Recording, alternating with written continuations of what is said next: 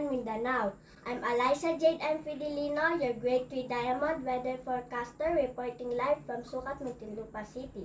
Here's the weather forecast for April 29, 2024 in Metro Manila and beyond. The weather nationwide will remain tranquil and warm, influenced by the summer season and El Nino. Some isolated showers or brief rain showers may occur in the afternoon or evening. Temperatures in Metro Manila will hit 37 degrees Celsius, Tuguegarao 38 degrees Celsius, and Lawag 34 degrees Celsius.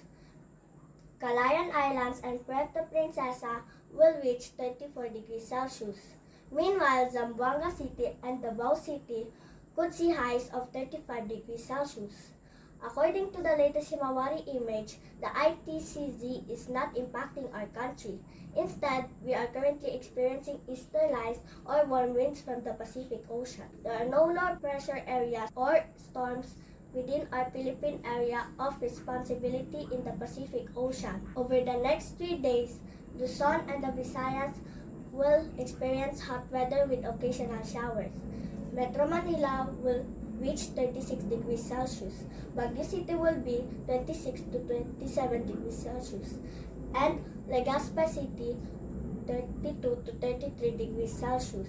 In Metro Cebu, Iloilo City, and Tacloban City, temperatures may be 32 to 33 degrees Celsius. Metro Davao will have scattered showers on Saturday, clearing up by Sunday and Monday with isolated showers.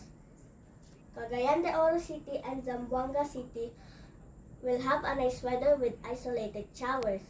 That's all from now from Sucat, Muntinlupa City. Stay safe and stay dry, everyone. This has been Eliza Jade M. Fidelino, the weather forecaster signing